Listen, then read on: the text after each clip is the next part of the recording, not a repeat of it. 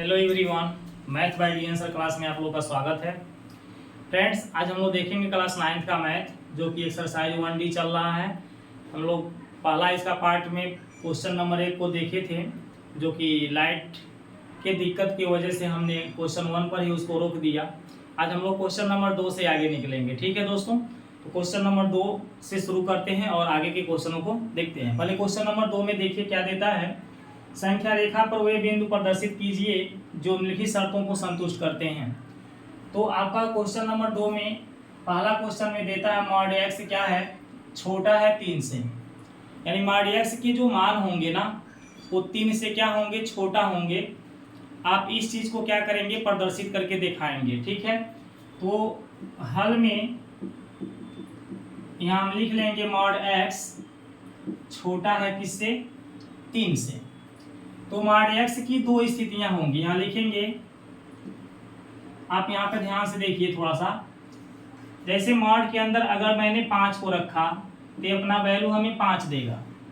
Mod के अंदर मैंने 5 को रखा -5 को, तब भी अपना वैल्यू क्या देगा, +5 देगा। यानी दोनों कंडीशन में अपना वैल्यू +5 ही दे रहा है, चाहे आप माइनस में रख रहे हो या प्लस में रख रहे हो। तो उसी तरह से x के जो मान रखे जाएंगे वह धनात्मक मान भी हो सकता है, ऋणात्मक मान भी हो सकता है, लेकिन वह मान हमें 3 से क्या चाहिए, छोटा चाहिए। तो 3 से छोटा मान आपका क्या होता है, 2.9, 2.8, ऐसे बहुत से होगा, 2.7, ये सब 3 से छोटा है ना। ऐसे आगे तक हम जाएं तो क्या मिलेगा, 2 मिलेगा, 1 मिलेगा, 0 मिलेगा, -1 मिलेगा, -2 मिलेगा, -3 मिलेगा। अगर मैं -3 की बात करूं तो मॉड के अंदर मैं -3 को रख दूं, इस x की जगह क्या रख दूं, -3 को रख दूं, तो ये जब मॉड से बाहर आएगा तो ये खुद अपना मान क्या दे देगा, +3 दे देगा। तो बताओ ये जो +3 है खुद 3 से छोटा हो सकता है, नहीं हो सकता है। यानी मेरे कहने का मतलब क्या निकल रहा है कि जो मॉड x के मान होंगे वह -3 के पहले तक होंगे। -3 के पहले क्या होती है, -2.9 होती है, -2.9 तक इसके मान होंगे। ठीक है, लेकिन इसे लगाने का तरीका आप देख लीजिए, इतना कुछ आप समझ नहीं पाएंगे, अभी आप लोग 9th के छात्र हैं। ये यहाँ पर लिखेंगे जब x धनात्मक हो, x क्या हो, धनात्मक हो। x दो कंडीशन में होगा। यहाँ देखो x के मान मैंने रखा है 2 बार, एक बार +5 रखा, एक बार क्या रखा, -5 रखा। तो x मेरे 2 स्थिति में होगा, एक बार धनात्मक होगा और एक बार ऋणात्मक होगा। तो जब x धनात्मक हो उस कंडीशन में मॉड x अपना मान क्या देगा, +x देगा, और इसका मान क्या होगा, 3 से छोटा होगा। ठीक है, इसको हम समीकरण नंबर क्या बना देंगे, 1। फिर यहाँ लिखेंगे जब x ऋणात्मक हो, x का मान क्या हो, ऋणात्मक, तो यहाँ x ऋणात्मक हो लिखा जाएगा। ठीक है, जैसे यहाँ पे मैंने देखो एक बार धन रखा है 5 और एक बार ऋण में 5 रखा है। तो जब x मेरा ऋणात्मक होगा तो यही x मेरा, अब यहाँ पे +x निकला था, देखो जब x धनात्मक था तो ये मॉड x मेरा प्लस बन के निकला। अब जब x ऋणात्मक होगा तो ये मॉड x की वैल्यू यहाँ -x रखा जाएगा, और ये 3 से अभी क्या है, हमारा छोटा है। सॉरी, मिस्टेक हमने चिन्ह को लगाया है ना यहाँ पर देखो जो चिन्ह लगा 3 से क्या है, छोटा है। अब हम क्या करेंगे, दोनों साइड में माइनस का गुणा कराएंगे। जब माइनस के गुणा कराते हैं तो ये चिन्ह का मुंह जो लगा है ना ये खुल जाएगा, बदल जाएगा, क्या होगा, बदल जाएगा। तो माइनस से गुणा करेंगे तो ये प्लस हो जाएगा, और ये प्लस वाला मेरा क्या हो जाएगा, माइनस हो जाएगा, और ये जो चिन्ह का मुंह 3 की तरफ खुला है ये किसके तरफ खुल जाएगा, x के तरफ खुल जाएगा। इसे हम समीकरण नंबर क्या बना देंगे, 2। समीकरण 1 व 2 से आप देखेंगे, समीकरण 1 व 2 से, जब समीकरण 1 व 2 से देखेंगे तो x किस तरह का दिख रहा है, +3 से छोटा दिख रहा है, और -3 से क्या दिख रहा है, बड़ा दिख रहा है। यानी जो x है वो -3 से क्या दिख रहा है, बड़ा। -3 से देखो यहाँ बड़ा दिखाई दे रहा है। जब x की ओर मुंह खुला है तो ये -3 से क्या है, बड़ा है, और 3 से ये क्या दिखाई दे रहा है, छोटा दिखाई दे रहा है। ठीक है, आप देख सकते हो समीकरण 1 2 को ध्यान से देखो। यहाँ पर x मेरा 3 से क्या है, छोटा है, क्योंकि x की तरफ मुंह बंद है और 3 की तरफ खुला है। वही चिन्ह तो यहाँ पर भी दिखाई दे रहा है, 3 की ओर खुला है, x की ओर बंद है। और यहाँ पर देखोगे तो -3 की ओर इसका मुंह बंद है और x की तरफ क्या है, खुला है। तो यहाँ देखो x की तरफ खुला है और -3 की तरफ क्या है, बंद है। ठीक है, तो इन समीकरण 1 2 से ऐसी कंडीशन निकल के आ रही है। अब इसके लिए हम जब संख्या रेखा बनाएंगे, यहाँ पर एक संख्या रेखा जब हम बनाएंगे तो आपको यहाँ पर 0 को लिखना होगा, इस साइड में 1, इस साइड में 2 और इस साइड में क्या होगा 3। ऐसे आप आगे जाएंगे 4, इधर आएंगे तो आपका -1, -2, -3 और भी आगे आप नंबर चाहें तो लिख सकते हैं। लेकिन देखिए अब हमें जितना नंबर की जरूरत है वो 3 और -3 की जरूरत है। अब आप बताइए जो x के मान होंगे वह +3 से कम ही चाहिए ना, और -3 से क्या चाहिए, ज्यादा चाहिए। तो हम जब संख्या रेखा पे इसको दिखाएंगे तो यह -3 को इस तरह से हम गोल कर देंगे, -3 को इस तरह से क्या करेंगे, गोल कर देंगे। और किसको गोल करेंगे, +3 यहाँ जो दिखाई दे रहा है इसको हम इस तरह से गोल कर देंगे। इसको गाढ़ा नहीं करना है, याद रखिएगा। ये नहीं कि हमने यहाँ पर थोड़ा सा देख लीजिए, आपको इस तरह से नहीं करना है, आपको इस तरह से नहीं करना है कि यहाँ 0 है, 1 2 3, ठीक है, यहाँ -1 है, -2 है, -3 है। तो इसको हम ऐसे गाढ़ा कर दें, ऐसे आपको नहीं करना है, गाढ़ा नहीं करना है। गाढ़ा करने का मतलब क्या हो जाता है कि x का मान -3 से लेकर के +3 तक है। गाढ़ा करने का मतलब ये हो जाता है। अगर हम गाढ़ा नहीं करते हैं, इस तरह से सफेद कलर में इसको छोड़ते हैं, तो इसका मतलब होता है कि x का मान -3 और +3 के बीच में है। ठीक है, तो इस क्वेश्चन का हमारा सही सलूशन ये है, -3 और +3 के बीच। इसको मैंने शो करके दिखा दिया, इसका नाम आप P रख दीजिएगा, इसका नाम क्या रख दीजिएगा, Q। ठीक है, यानी कि जो इस मॉड x जो है 3 से छोटा है, यह इस तरह के संख्या रेखा को प्रदर्शित करेगा। इसका मान जो है -3 और +3 के बीच में आएगा। बातें समझ में आ गई। चलिए आगे क्वेश्चन नंबर दूसरा का दूसरा देखते हैं। ठीक है, इसको हटा देते हैं।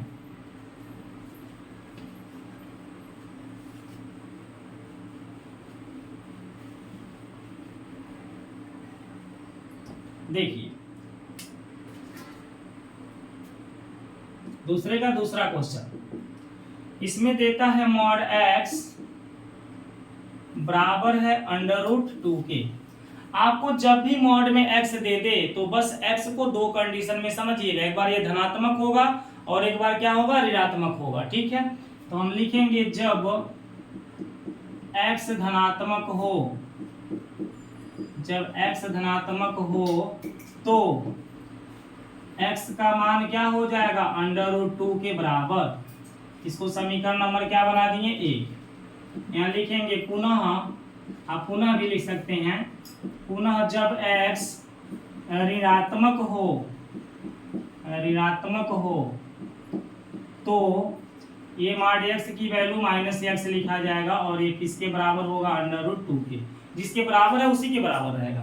अब दोनों पक्षों में हम माइनस चिन्ह से गुणा करेंगे तो यहाँ का माइनस खत्म हो जाएगा और यहाँ पे माइनस आ जाएगा, तो x बराबर हो जाएगा -√2। दोनों साइड में मैंने माइनस का गुणा किया, ये समीकरण नंबर क्या बन गया, 2।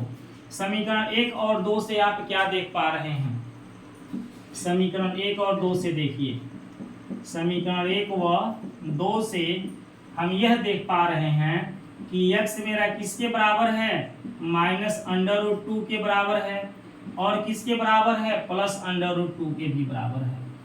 ठीक है, यही x मेरा -√2 के भी बराबर दिखाई दे रहा है और यही x मेरा +√2 के बराबर भी दिखाई दे रहा है।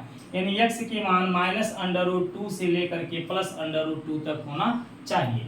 अब इसको संख्या रेखा पर हम दर्शाएंगे इस तरह से, 0 1, यहाँ पे क्या करेंगे 2, इस साइड में हम -1 और यहाँ क्या कर देंगे -2।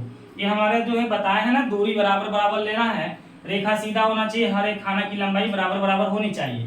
अब आपको हम बता दें कि जो कहाड़ी में ये 2 दिख रहे हैं, आप इस कहाड़ी में 2 का मान 1.414 और भी आगे तक ये जाता है, लेकिन हम इसका मान 1.414 जानते हैं कि इसका मान होता है इतना। दशमलव के बाद 2-3 अंक तक इसका मान याद रखा जाता है, ठीक है ना। यानी 1.414 जो है ये 1.5 से क्या है, कम है। 1.5 से क्या है, कम। 1.5 का मतलब समझ रहे हैं, 1.5 खाना। जैसे यहाँ से यहाँ तक 1 खाना हुआ और ये क्या हो गया आपका आधा खाना, तो इसको हम 1.5 खाना बोलेंगे, 1.5 खाना बोलेंगे। तो यहाँ पर 1.5 से क्या है, कम है। आप कहेंगे कैसे कम है, अगर मैं इसके पीछे यहाँ पे सब 0 0 कर दूं, सब क्या कर दूं आगे 0 0, तो आप देखोगे तो यहाँ पर 4 से बड़ा संख्या 5 लिखा हुआ है, मतलब ये 1000 दशमलव अगर न देखा जाए तो 1414 लिखा है और ये 1500 लिखा है। तो 1500 से कम है ना 1414, है कि नहीं है। तो यानी 1.5 से ये क्या है, कम है। अगर मैं दशमलव के बाद 1 अंक मिलान कर रहा हूं तो यहाँ का 1 ही अंक देखना, आगे का अंक नहीं देखना है। तो यहाँ का अंक आपका 5 है और यहाँ का अंक क्या है 4। यानी कि आपका जो कहाड़ी में 2 होगा वो 0 से आगे हम बढ़ेंगे, 1 और 2 के बीच में तो आएगा, लेकिन ठीक बीचों बीच में नहीं आएगा, थोड़ा सा हमारा 1 की तरफ आएगा, ठीक है। तो यहाँ पर मेरा नहीं आएगा √2, बीचों बीच में ना आकर के थोड़ा सा इसको हम इधर कर लेंगे। यहाँ पर मान लेंगे कि इस पॉइंट पर हमारा क्या है, एक बिंदु है B जिसका मान है √2, जिसका मान क्या है √2, ठीक है।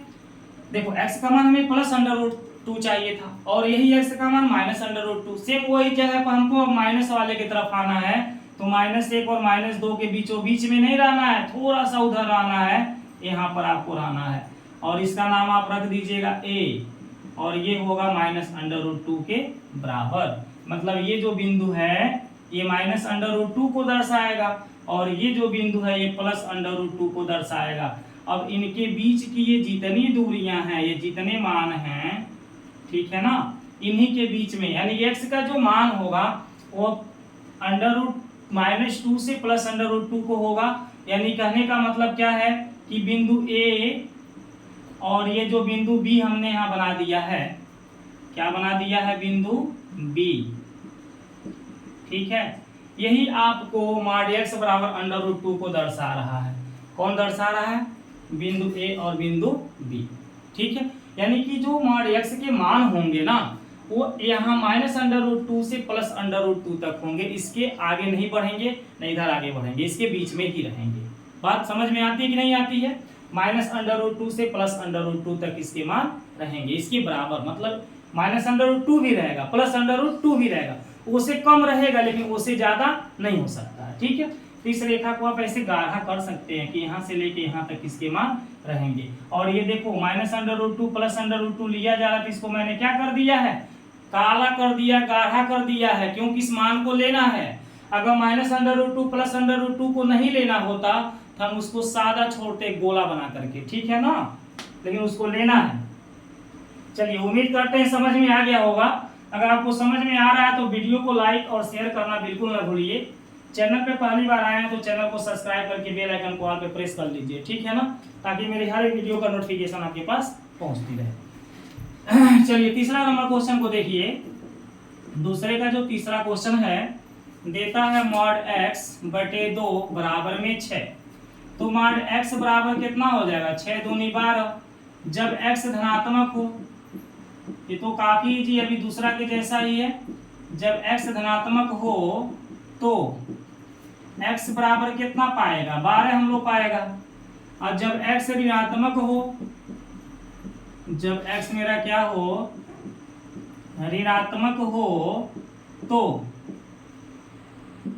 -x की वैल्यू 12 के बराबर होगा, माइनस से गुणा कर देंगे तो x बराबर क्या आ जाएगा, -12। समीकरण नंबर का बन जाएगा 2। यानी x का मान जो आ रहा है समीकरण 1 2 से वो -12 और +12 के बीच आ रहा है, -12 और +12 तक आ रहा है ना, -12 से लेके +12 तक आ रहा है। तो समीकरण 1 व 2 से आप यहाँ लिखेंगे -12 के बराबर है x और +12 के भी क्या है, बराबर है x। यानी x के जो मान है वो -12 से लेकर के +12 तक होगा। तो हम यहाँ पे एक नंबर लाइन खींच लेंगे, ठीक है। यहाँ पे 0 को लिख लीजिएगा और यहाँ पे छोटे छोटे आप बॉक्स बनाइएगा कि 12 खाना हो जाए। 1 2 3 4 5 6 7 8 9 10 11 12। इधर आप बॉक्स बना लीजिए 1 2 3 4 5 6 7 8 9 10 11 12, ठीक है ना। ये -1 है, -2 है, ऐसे हम -3 -4 -5 इन नंबरों को शो करना है। -8 -9 -10 -11 और ये -12। इधर आपका +1 +2 +3 ऐसे 4 5 6 7 8 9 10 11 और 12 को लिख लिया गया, ठीक है ना। तो जो x के मान है वो -12 है, तो -12 आपका यहाँ दिखाई दे रहा है। अब +12 भी है तो +12 आपका यहाँ दिखाई दे रहा है, ठीक। उसके बाद आगे आप नंबर चाहते हैं तो 13 14 भी लिख सकते हैं। यानी कि इस पॉइंट का नाम अगर मैं A रख देता हूँ और इस पॉइंट का नाम क्या रख देता हूँ B, तो A से लेके B तक की जो हमारी रेखाएं हैं संख्या रेखा की, वही हमारा mod x/2 = 6 को प्रदर्शित करती है, ठीक है ना। यह रेखा ऑलरेडी मेरा इसको प्रदर्शित कर रहा है, ये ठीक है ना। -12 से +12 तक की रेखाएं। तो इस तरह से हमारा खत्म हो जाता है ये भी। अब चौथा नंबर क्वेश्चन देख लेते हैं दूसरे का। चलिए दूसरे का चौथा क्वेश्चन,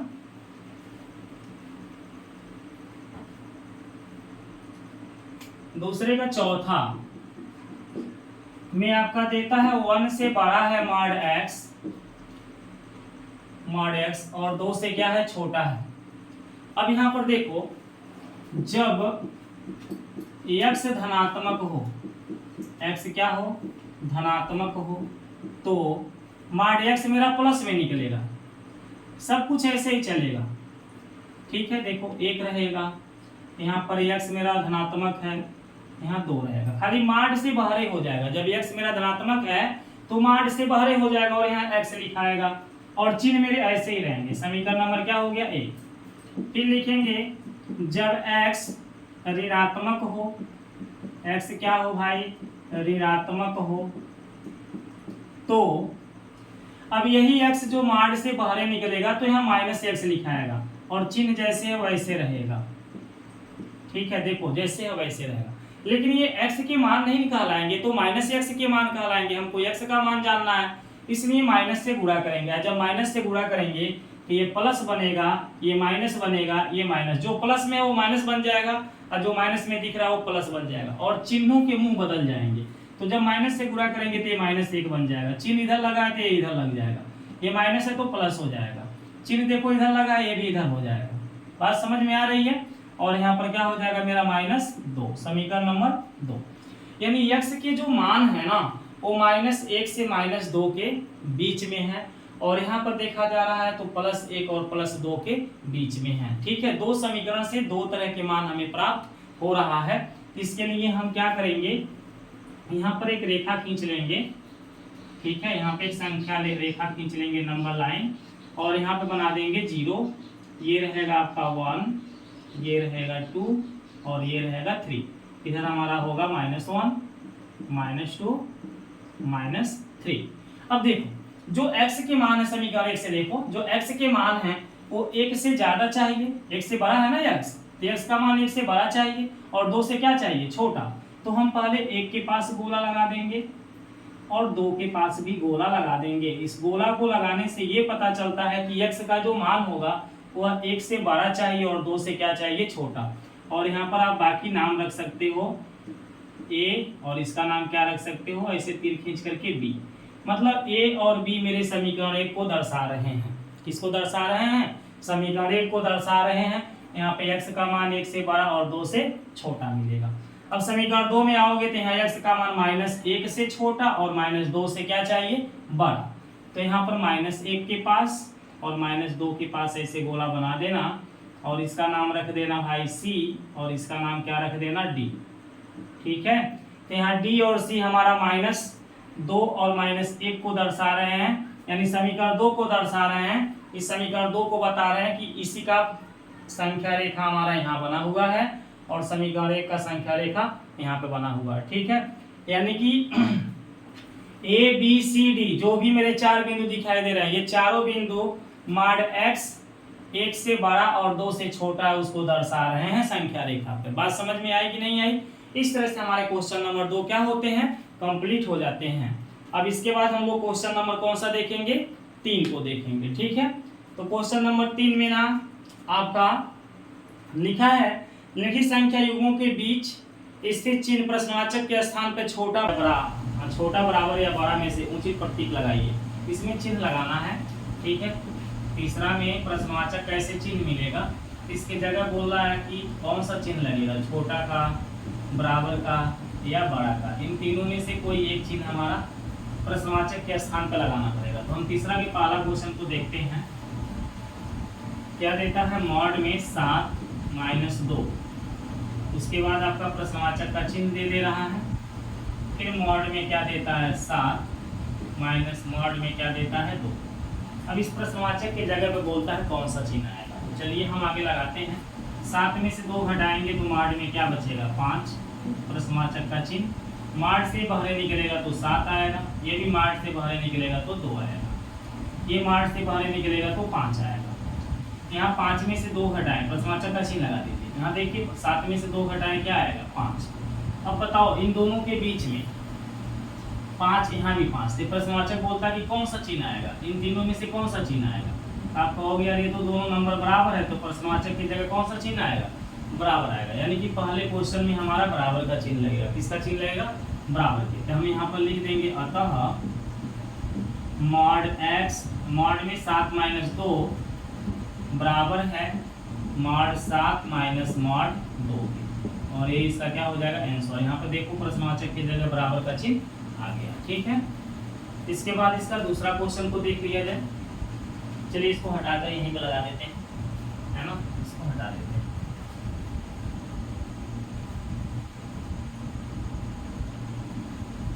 तीसरे का क्वेश्चन नंबर 2 क्या लिखा है, मॉड में 8 माइनस ब्रैकेट में माइनस का 3। फिर मॉड आपका बंद हो गया है, प्रश्नवाचक का चिन्ह लगा हुआ है, उसके ऊपर से ब्रैकेट ऐसे लगाया है ब्रैकेट, और उसमें लिखता है मॉड में 8। ठीक है, माइनस मॉड में क्या देता है, माइनस का 3, और इस ब्रैकेट को बंद कर दिया। अब इनको हल किया जाए तो मॉड में क्या है, 8। ये ब्रैकेट खोलोगे माइनस माइनस का क्या बन जाएगा, प्लस का 3 बन जाएगा। मॉड बंद हो गया, प्रश्नवाचक का चिन्ह लगा लीजिए। यहाँ ब्रैकेट में जाइए, ये मॉड से बाहर निकलेगा तो 8 निकलेगा, माइनस ये मॉड से बाहर निकलेगा तो -3 है, लेकिन ये +3 बन के निकलेगा। ठीक है, ये माइनस हट जाएगा। अब 8 3 को जोड़े तो मॉड में मेरा 11 बनेगा। 8 में से 3 को घटाएं तो ब्रैकेट में मेरा क्या बचेगा, 5 बचेगा। अब मॉड से ये बाहर निकलेगा तो क्या आएगा, 11, और ये हमारा ब्रैकेट हटेगा तो 5 ही रहेगा। अब ये बताओ 11 और 5 में देखा जाए तो क्या ये दोनों बराबर हैं, नहीं बराबर हैं। ये छोटा है और ये बड़ा है, 11 बड़ा है किससे, 5 से। हमारा ये वाला चिन्ह लगेगा, तो इस क्वेश्चन को उतार के ये वाला चिन्ह लगा देंगे। अतः मॉड में 8 माइनस ब्रैकेट में -3 बड़ा हो रहा है मॉड में 8, ये मॉड में 8 है बाबू, माइनस मॉड में -3।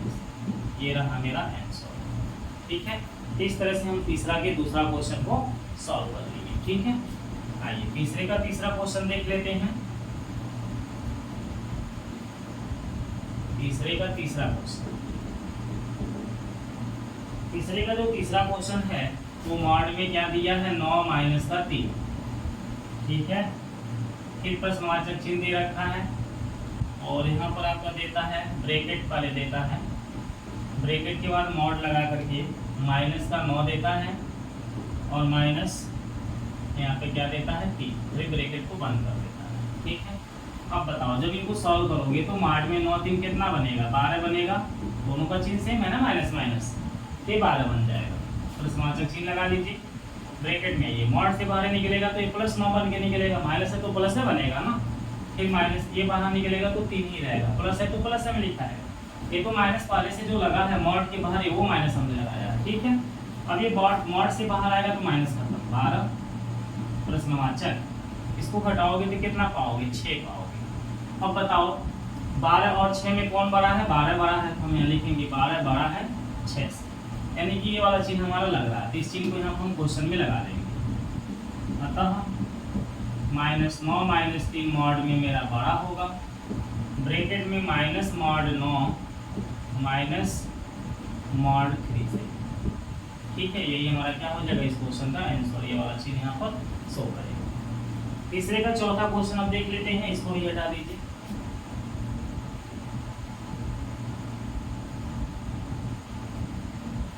क्वेश्चन नंबर 3 का चौथा क्या देता है, मॉड में 3 - 5 प्रश्नवाचक का चिन्ह, फिर ब्रैकेट के बाद मॉड में 3 माइनस मॉड में क्या है 5, ब्रैकेट बंद हो गया, ठीक है।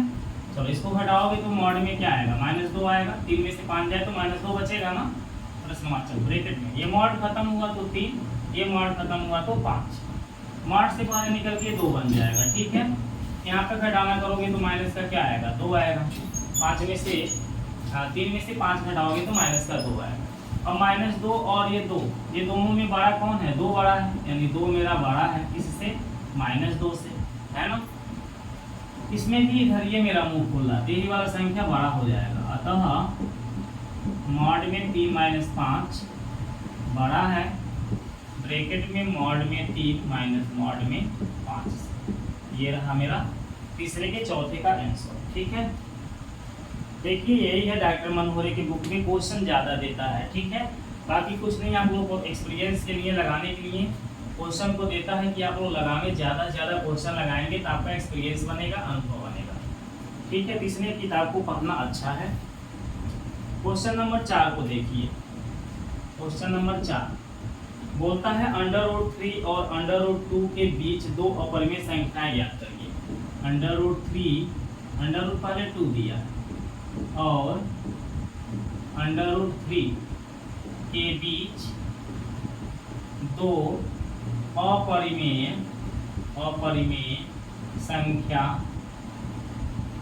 संख्याएं हमको ज्ञात करना है, ठीक है। तो हम जब इस क्वेश्चन को हल करेंगे तो 2 अपरिमेय संख्या लिख देंगे, क्या लिख देंगे, 2 अपरिमेय संख्या। मैं क्वेश्चन को हल कर रहा हूँ और यहाँ इसका आंसर बताऊंगा। देखो यहाँ पर पहले हम नंबर लाइन के थ्रू बता रहे हैं। मान लो मेरा यहाँ पर √2 है और यहाँ पे क्या है √3, भाई 2 से 12 है ना तो √3 होगा। अब √2 से √3 में जाने तक, √2 से √3 तक जाने में हमें बहुत से संख्याएं मिलेंगी, अनगिनत, इसकी गिनती नहीं है। लेकिन हम अगर इनको लिखना चाहें तो क्या क्या लिख सकते हैं, जैसे मान लो कुछ संख्याओं को लिख के दिखा रहा है। अगर मैं इसको 10 भागों में बांट दूं, कितने भागों में बांट दूं, 10 भागों में, ठीक है। 1 2 3 4 5 6 7 8 9 और ये हो गया 10। तो ये जो मैंने पहला भाग लिखा है ना, ये बनेगा 2.1।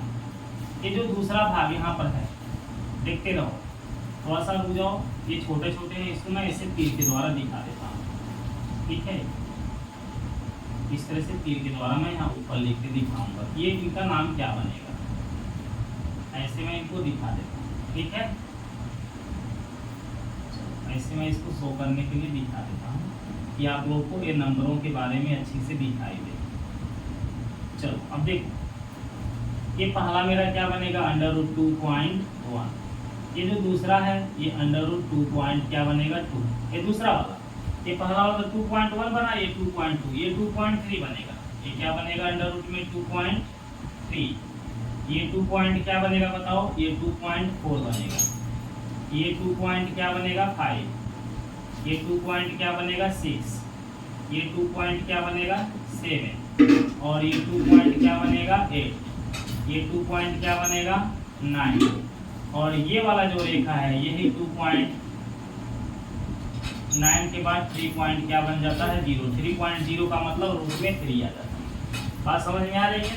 तो इनके बीच में भी तो मैंने 10 संख्याओं को दिखा दी है, जो कि 0.123 बढ़ा करके तो आप इसमें से दो संख्या कोई भी लिख सकते हैं, मान लो under root 2.1 under root 2.2 under root मैंने क्या लिख दिया 2.1 अंडर रूट 2.2।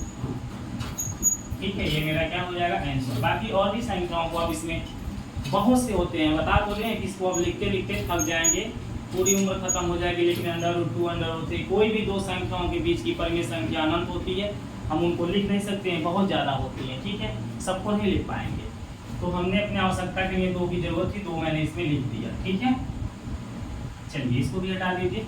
क्वेश्चन नंबर 4 आपका कंप्लीट हो जाता है।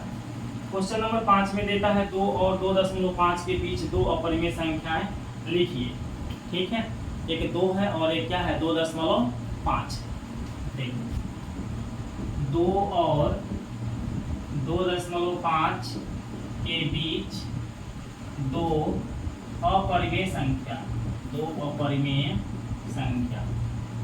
ठीक है, इनके बीच दो अपरिमेय संख्या ज्ञात करने के लिए हमने बताया ना, अपरिमेय संख्याएं कैसी होती हैं, जिनका अंत नहीं होता है। ठीक है, दूसरी चीज अंत के साथ साथ ये भी होना चाहिए, अपरिमेय संख्या का अंत तो होता नहीं है, उसके साथ साथ और क्या होना चाहिए, उनके अंकों की पुनरावृत्ति निश्चित क्रम में नहीं होनी चाहिए, उनके अंकों की पुनरावृत्ति अलग अलग होना चाहिए। जैसे मान लो 2 और 2.5 के बीच में कहूँ, क्या 2.1 इनके बीच में आएगा? आप कहोगे जी सर आएगा। ठीक है, लेकिन 2.1 मेरा अपरिमेय संख्या नहीं है, क्योंकि यहाँ पे देखो इसका अंत 1 पर हो जा रहा है। अभी मैं इसको क्या लिख दूँ, 10 लिख दूँ, 100 लिख दूँ, 1000 लिख दूँ, 10,000 लिख दूँ, और ऐसे इसको आगे बढ़ाता जाऊँ, तो बताओ अब तो इसका अंत नहीं हो रहा है, और जो अंक आ रहे हैं वो भी अलग अलग तरीके से आ रहे हैं, तो वह इनके बीच की ही ये संख्या मैंने लिखा है। ऐसे मान लो मैं लिखा हूँ क्या 2.2 इनके बीच में आएगा? आप कहोगे जी 2 और 2.5 के बीच में 2.2 तो वही पे करेगा।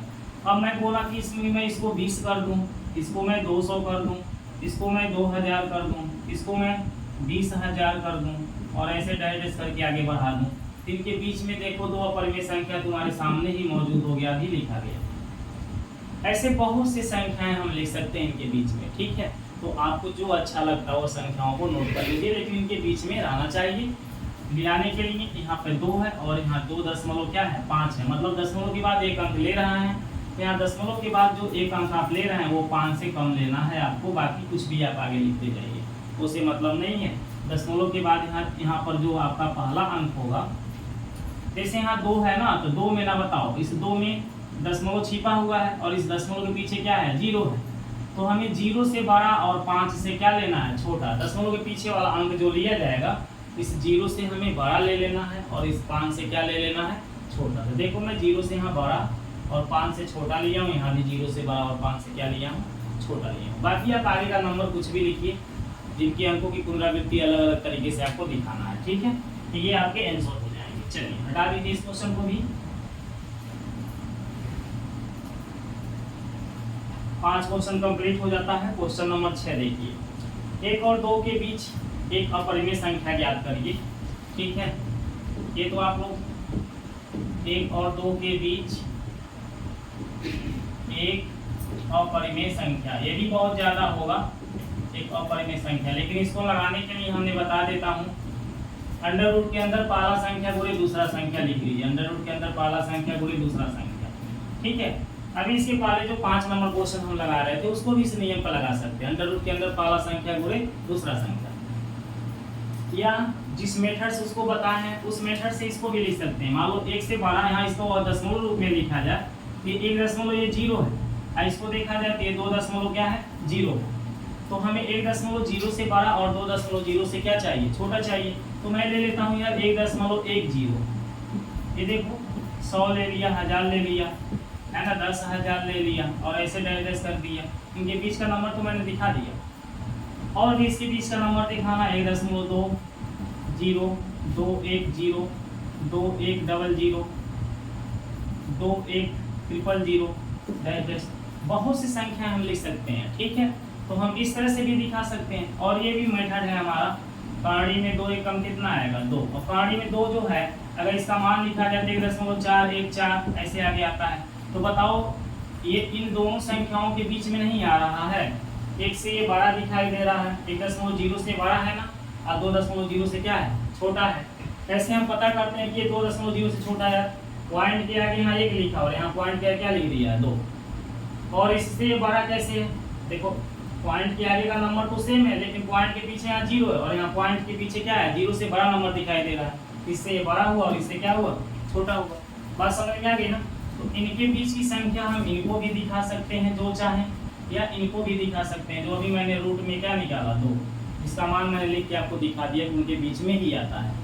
इस तरह से आप लगा लीजिए, छोटा सा है, 1 और 2 के बीच अपरिमेय संख्या, पहली संख्या गुणे दूसरी संख्या कहानी के अंदर, और इन दोनों का पूरा करा देंगे तो आ जाएगा। ठीक है, चलिए कंप्लीट हो जाता है क्वेश्चन नंबर 6।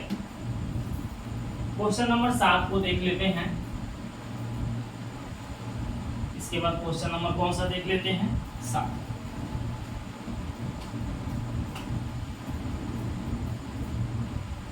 क्वेश्चन नंबर 7 में लिखा है जांच कीजिए कि निम्नलिखित संख्याएं परिमेय है अथवा अपरिमेय हैं। तो 7वां का पहला सवाल हम जांच करेंगे। क्या लिखा है? √2 + 2 का होल वर्ग। इसको a + b के होल स्क्वायर पे तोड़ेंगे। ठीक है, पहले यहाँ पर फार्मूला देख लीजिए। a + b के होल स्क्वायर का फार्मूला बनता है a² + b² + 2ab। तो यहाँ a का मान अगर देखा जाए तो √2 दे रखा है और b का मान देखा जाए तो 2 दे रखा है। बात समझ में आ रही है ना? a का मान क्या है? √2 और b का मान क्या है? 2। फिर a और b जो फार्मूला टूटे हैं उनके स्थान पे यही मानों को हमें पुट करना है। चलो, तो ये बनता है a का स्क्वायर। यहाँ पे a का मान क्या है? √2 है, उसका स्क्वायर। b का स्क्वायर होता है, b का मान क्या है? 2, उसका स्क्वायर प्लस 2 गुणे ab। a का मान क्या लिखोगे? √2 और b का मान क्या लिखोगे? 2। बात समझ में आ रही है ना? a का मान √2 है और b का मान क्या है? केवल 2 है। तो जहाँ a दिखे √2 रख लो और जहाँ b दिखे वहाँ 2 रख लो। √2 का स्क्वायर 2 हो जाएगा, 2 का स्क्वायर 4 हो जाएगा। इनका मैं गुणा करूंगा तो 4 कहानी में कितना हो जाएगा? 2। 2 में 2 का गुणा करेंगे 4, एक कहानी में 2 ऐसे रहेगा। 4 में 2 को जोड़ेंगे 6 + 4 कहानी में कितना आ जाएगा? 2। बातें समझ में आ रही है? अब बताओ, ये मेरा परिमेय है, ये 4 मेरा परिमेय है, लेकिन कहानी में 2 तो परिमेय नहीं है, अपरिमेय है। तो जब अपरिमेय संख्या के साथ में कोई परिमेय संख्या मिल जाती है, गुणा हो जाता है, जोड़ दिया जाए तो उसको अपरिमेय ही कहा जाता है। यहाँ लिखेंगे जो कि अपरिमेय है, जो कि अपरिमेय है, अपरिमेय है। ये पहला क्वेश्चन हमने जांच कर लिया कि अपरिमेय संख्या है। कैसी संख्या है? अपरिमेय संख्या है। ठीक है, इसी प्रकार से हम आगे के क्वेश्चन को भी सॉल्व करेंगे। चलिए आगे देखिए, 7वें का दूसरा क्वेश्चन। 7वें का दूसरा क्वेश्चन हम देखेंगे। क्या लिखा है? 2 - √2 और यहाँ 2 + क्या दिया है? 2। इसको देखा जाए तो ये कौन से फार्मूला पर है? a - b और a + b। a - b a + b यदि हो तो ये हल करने पे a² - क्या बन जाता है? b² बन जाता है। इसी तरह से ये भी मेरा है। देखो, इन दोनों के बीच माइनस, इन दोनों के बीच प्लस, इन दोनों के बीच माइनस, इनके बीच प्लस, और दोनों में सेम संख्या a b, इनमें भी सेम संख्या देखो दिखाई दे रहा है 2 √2 और वहाँ भी 2 और √2।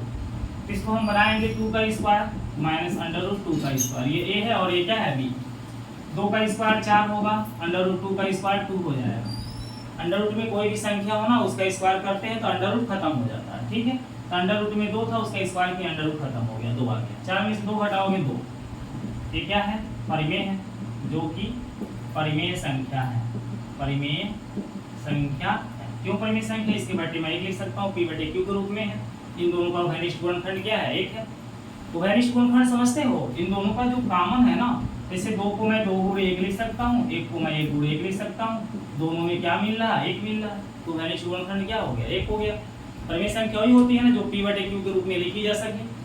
pq मेरा पूर्णांक होना चाहिए, पूर्णांक का मतलब पूरा पूरा एक अंक होना चाहिए, और उन दोनों का उभयनिष्ठ गुणनखंड क्या आना चाहिए? 1 आना चाहिए। बस वही तो परिमेय संख्या होती है। इस तरह से हमारा 7वें का दूसरा कंप्लीट हो जाता है। अब हम लोग 7वें का तीसरा क्वेश्चन को देखेंगे। ठीक है, क्वेश्चन नंबर 7वें का तीसरा क्या देता है? √2 + √3 का होल वर्ग। इसको हम a + b के होल स्क्वायर जो पहला भी बताए हैं, ये a का मान है और ये b का मान, उसी में तोड़ेंगे तो ये हो जाएगा a² + b² + 2 √a का मान √2 और b का मान √3। देखो √2 का स्क्वायर 2, √3 का स्क्वायर 3 बनेगा, ये 2 है, ये दोनों अंडर रूट में 3 का गुणा हो जाएगा, 3 दूनी कितना हो जाएगा 6। इन दोनों को जोड़ेंगे 3 2 5, इसको नहीं जोड़ सकते क्योंकि ये अंडर रूट 6 के साथ में है, ठीक है ना। तो ये मेरा 5 क्या है, परिमेय है, 2 भी परिमेय है, लेकिन 2 मेरा किसके साथ में जुड़ा हुआ है, कौड़ी में 6 के साथ। तो ये मेरा परिमेय नहीं है, कौड़ी में 6 तो अपरिमेय संख्या है। जब ये अपरिमेय संख्या है, इसका मान निकालोगे ना, कौड़ी में 6 का मान, तो इसका पूर्णांक मान नहीं निकलेगा, पूरा पूरा नहीं निकलेगा, निकलते जाएगा, अंत होने वाला नहीं है इसका, ठीक है ना। और एक निश्चित क्रम में भी नहीं निकलेगा, इनके अंकों की पुनरावृत्ति भी नहीं होगी, ठीक है। इसलिए हमारा कौड़ी में 6 क्या है, अपरिमेय संख्या है। तो जब ये परिमेय संख्या थी, इसके साथ में 2 आ गया, ये भी अपरिमेय हो गया, और इसी के साथ में 5 भी आके जुड़ गया, ये भी क्या है, अपरिमेय है। तो यहाँ लिखेंगे जो कि अपरिमेय है, जो कि अपरिमेय संख्या है या अपरिमेय है, कुछ भी लिख सकते हैं, ठीक है। तो हमने 7वें का तीसरा भी बता दिया, और 7वें का चौथा क्वेश्चन देख लीजिए, जो कि आज के लिए लास्ट क्वेश्चन होगा। इसके बाद के क्वेश्चनों को हम लोग आगे देखेंगे, ठीक है। यहाँ हम लिखेंगे क्वेश्चन नंबर 7 का चौथा, क्या देता है 3 + √2, दूसरे ब्रैकेट में देता है 2 - √3, फिर यहाँ देता है 3 - √2, और यहाँ पर देता है 2 + √3। अब यहाँ पे ध्यान से देखो, इसमें 3 है और √2 है, पहले शुरू में 3 है, अब पीछे क्या है, √2। ऐसे शुरू में 3 खोजोगे तो यहाँ देखो मिल रहा है, शुरू में 3 मिल रहा है दोनों में।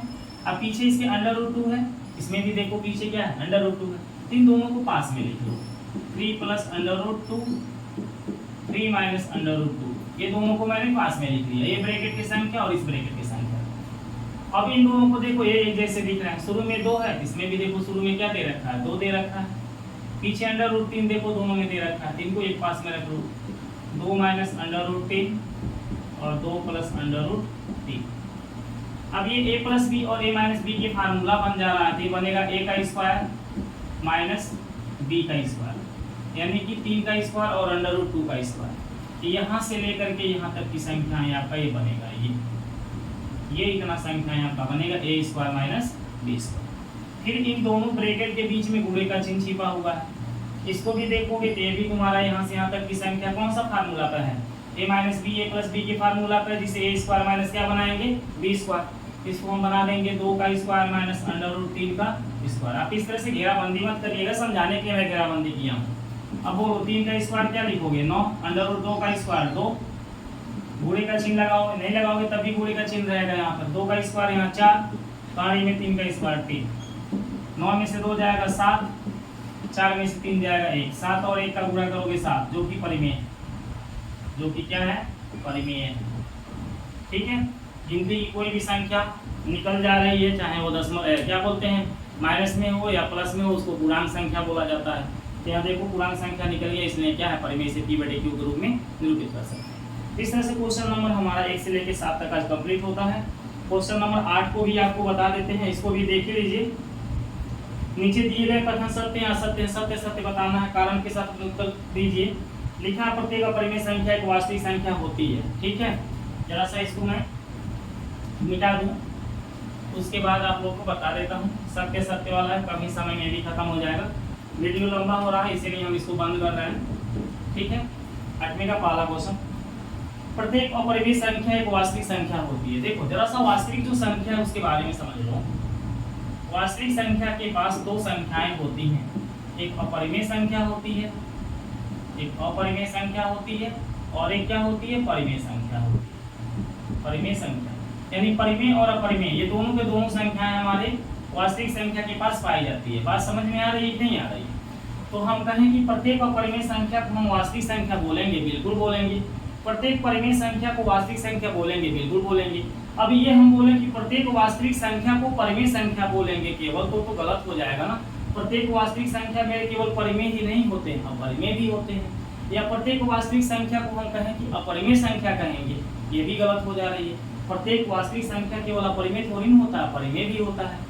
तो इसलिए हमारा क्वेश्चन ऐसे नहीं पूछा, क्वेश्चन ये बोला कि प्रत्येक अपरिमेय संख्याएं वास्तविक संख्या होती है, तो सत्य बोल रहा है ना।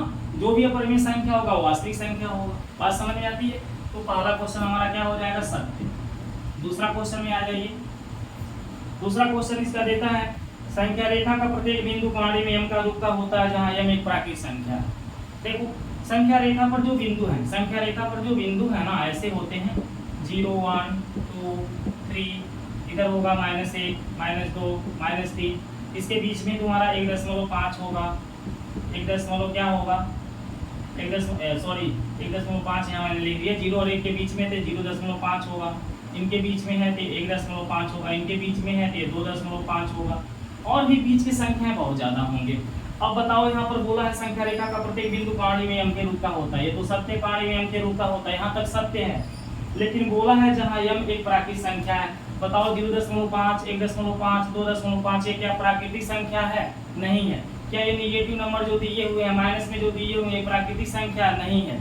ठीक है, प्राकृतिक संख्या क्या होती है? गिनती की संख्या, 1 2 3 4 5 6 7 8 9 10 ऐसे लिखते जाओ, ये मेरे प्राकृतिक संख्या होते हैं, बाकी कोई प्राकृतिक संख्या नहीं होता है। तो कह संख्या रेखा का प्रत्येक बिंदु जो होता है ना, वो √m के रूप का होता है, लेकिन ये प्राकृतिक संख्या होती है। जैसे प्राकृतिक संख्या है, प्राकृतिक संख्या नहीं है, सब नहीं प्राकृतिक संख्या है, कुछ इसमें से देखो प्राकृतिक संख्या नहीं है, प्राकृतिक संख्या नहीं है। ये जो दशमलव की संख्याएं दिखाई दे रही हैं, ये प्राकृतिक संख्या नहीं है। इसमें दूसरा क्वेश्चन मेरा क्या हो जाएगा? असत्य हो जाएगा।